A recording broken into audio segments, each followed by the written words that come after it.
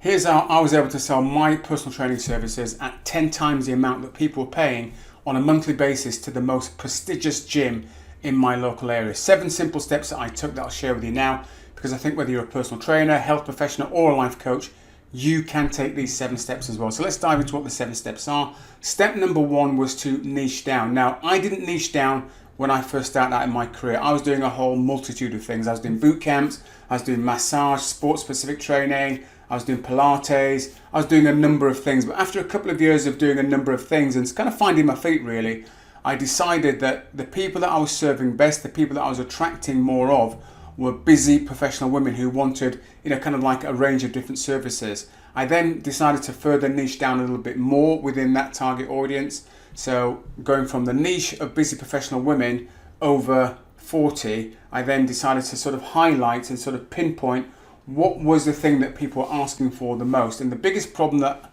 I was being presented with was people wanting to lose weight. So it was busy professional women, this is step number 2, over 40, wanting to lose 20 to 50 pounds, tone up and just feel fitter and more energetic. So that was step number 2, was identifying what the big problem was. And you need to identify a problem that is big enough that people are prepared to pay for.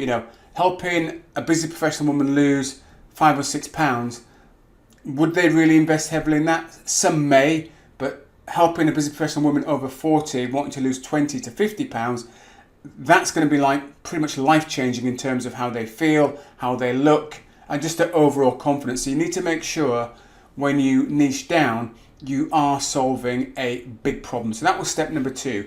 What's the big problem I'm going to be solving? Step number 3 was, what was my solution going to be to help these women to be able to accomplish that goal? So whatever sector you're in, you will have an idea in your head.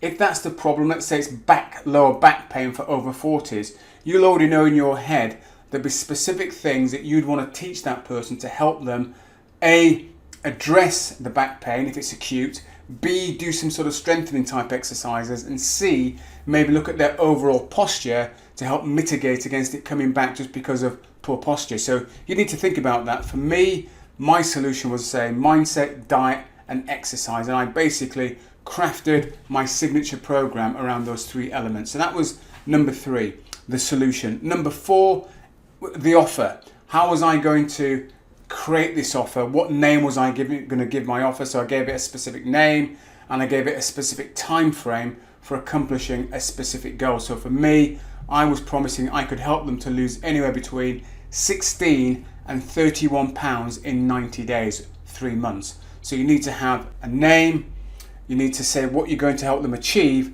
and you need to give it a time frame. Now you may be thinking, well, Eric, can you really give something a time frame? Well, that's where you've got to make an educated guess and say, well, if all things being equal, if somebody followed these steps, could I reasonably expect, and could they reasonably expect to be able to accomplish that goal? So it's important that you believe you can help them achieve that goal, but it's also important that they believe it's possible to achieve it within that time frame. So that's the offer. Step number 5 is raising your visibility, raising my visibility. So I had to make sure people knew what I was all about. So the way that I did it was through networking events, for example, Chamber of Commerce.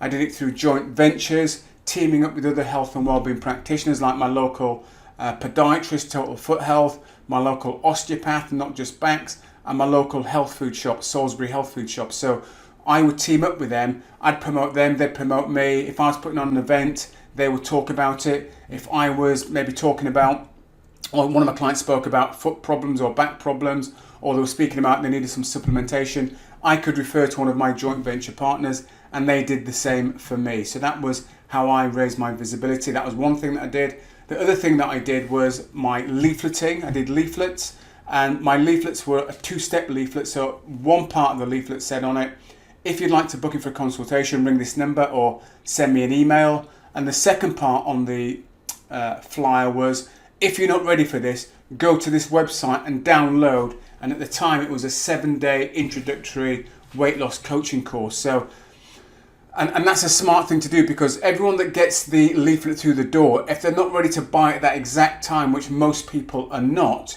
you can then at least get them to go and get a gift that you can at best guess think, you know what, this would be valuable for the right person. So you increase the value of your leaflet. You're not just putting a leaflet through a door and hoping you're going to get phone calls. You may get some, but what you're really hoping for is to grow your email database when they download that gift, so you can start to communicate with people. And again, if you're interested in finding out how to put together this whole system, do click the link below the video to get some access to some training of my Client Growth Engine blueprint.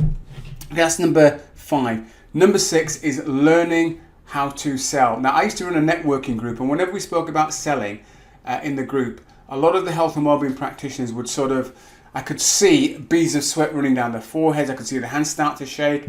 I could hear them start to stammer as they were speaking, because as health practitioners, we're not really trained how to sell. And a lot of people think that selling is acting like some sort of I don't want to really use the word dodgy car salesman, because I think car salesmen now are really up their game. But if we use that sort of stereotypical from the 90s, the Arthur Daly sort of character, if you're old enough to remember Arthur Daly, the dodgy car salesman, that's not what it's about. That's not how I sold my services, not how I sell my services now, and it's not how I recommend you sell your services. But in a nutshell, what I had was a 2-step approach: an initial conversation, be that face-to-face or on the phone. So let's just say it was on the phone, for example. I'd just be finding out a little bit about them, what their goals were, what their general work life was like over the course of a week. I would then explain to them a little bit about the program, what was involved in the program, and then give them some ideas of the investment levels. And that whole conversation would take no more than 10 minutes, maximum, absolute maximum 15 minutes, but generally between 8 and 10 minutes it would take. And if at the end of that conversation we both agreed that we think there's a way ahead where we could potentially work together, I would then invite them in, this is when I was offline, into the studio for a face-to-face consultation. Now, I now know I've got somebody in my studio who we seem to get on. I think I can help them. They like the sound of my program. They believe they can invest at one level or another in my program. Therefore, I've got somebody sat in front of me who's been qualified, pre-qualified to actually come into the facility and speak to me. The mistake I see a lot of health practitioners making is, whether that be PTs or health practitioners, physios or life coaches, is trying to sell the person in that first communication.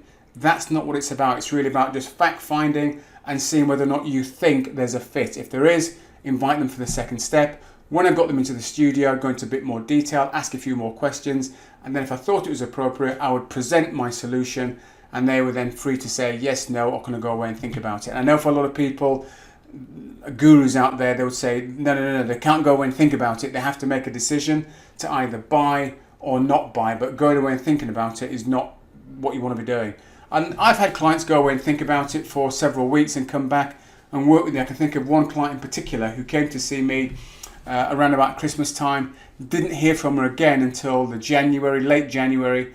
We ended up working together for over 2.5 years. So don't be afraid to let people walk out of your facility saying they want to think about it. If you've done a good enough job and answered all the questions for them and they think you're a good fit, they will come back to you. Ideally, in the best case scenario, at the end of your presentation when you make your recommendation, the majority are going to go and say yes to your offer. So that's number 6, selling. And selling, I say, it's not about being a dodgy car salesman. It's about doing it in an ethical way where you are doing proper fact finding and you're presenting a solution to their problem that they can say yes or no to. And step number 7 is about systems. So for me, it was about, first of all, systematizing how I delivered my service. So I had set coaching sessions. So whenever I got a new client in, I knew I was going to be going through the same format, but just adapting it for that individual. So it wasn't me saying exactly the same stuff, but I was going through exactly the same structure, but I was tweaking it where I needed to tweak it for that individual client. Also about systematizing how I was attracting clients into my business, systematizing the payment method. So everything was run by systems. And that's something that if you take nothing else away from this video, I think that's one of the biggest lessons I have learned in business over the many years I have been in business. That is to have systems in place, because systems will just make you more efficient in how you deliver your service, how you attract people, how you run your business overall.